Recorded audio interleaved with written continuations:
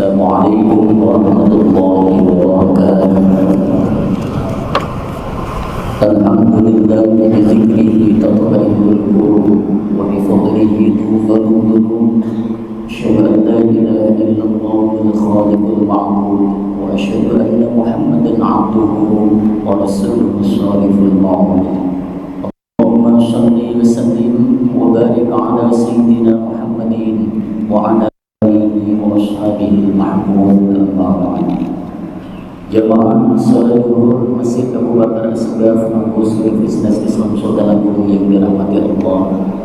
Sejenak marilah kita simak salah satu ayat Al-Quran yang tertulis di dalam surah Ali Imran ayat 104. Allah Subhanahu wa ta'ala berfirman, "Wattakum minkum ummati yad'una ilal khairi wa ya'muruna bil ma'ruf wa yanhauna 'anil munkar wa ulaika humul muflihun." Dan hendaklah ada di antara kalian orang yang mengajak kepada kebaikan, menyuruh kepada yang ma'ruf dan mencegah dari yang mungkar. Mereka itulah orang-orang yang beruntung.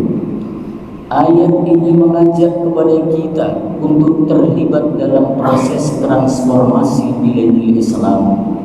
Ayat ini mengajak kepada kita untuk terlibat dalam penanaman nilai-nilai Islam. Lalu pertanyaannya, bagaimana strategi agar nilai-nilai Islam itu dapat tertanam dalam diri masyarakat? Setidaknya ada 5 pendekatan. Yang pertama adalah pendekatan teologis. Artinya nilai-nilai Islam yang diajarkan adalah nilai-nilai dasar Islam. Tauhid, karena ini menjadi fondasi yang sangat penting. Nilai-nilai inilah yang mendasari setiap aktivitas dan kegiatan masyarakat.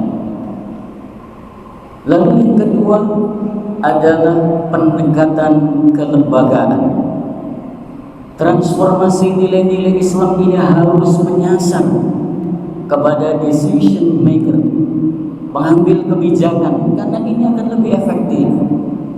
Nilai-nilai Islam diajarkan dan diberikan pula pada institusi, instansi, karena dia lebih efektif. Lalu yang ketiga adalah pendekatan ilmiah. Bagaimana caranya agar nilai-nilai Islam ini bisa tertanam kepada seluruh masyarakat, yaitu melalui lembaga pendidikan.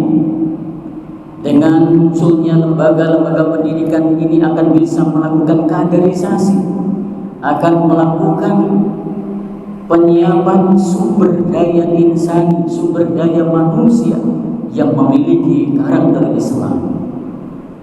Jamaah salat zuhur rahimahullah.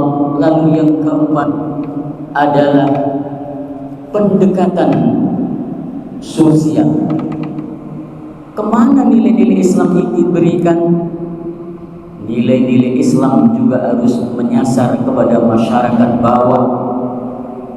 Tidak hanya mereka sebagai penyelenggara, sebagai pimpinan perusahaan saja tidak, tetapi juga masyarakat bawah ini harus mendapatkan kontribusi terhadap nilai-nilai Islam. Lalu yang terakhir adalah pendekatan kultural. Ajaran Islam yang disebarluaskan juga harus melihat bagaimana kecenderungan masyarakat, juga harus melihat bagaimana tradisi dan kultur masyarakat.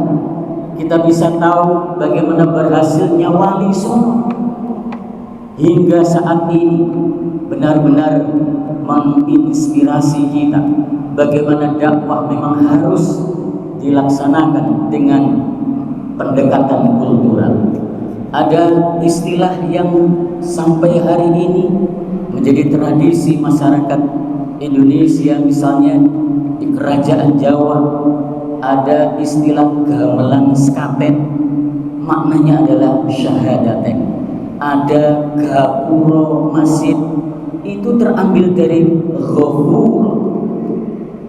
Allah itu Maha Pengampun. Masjid itu adalah tempat ibadah di mana kaum muslimin itu bisa mengadukan, bisa memohon ampun kepada Allah. Ada juga baju takwa. Ya, sekarang istilah itu kemudian dikenal dengan baju takwa. Inilah artinya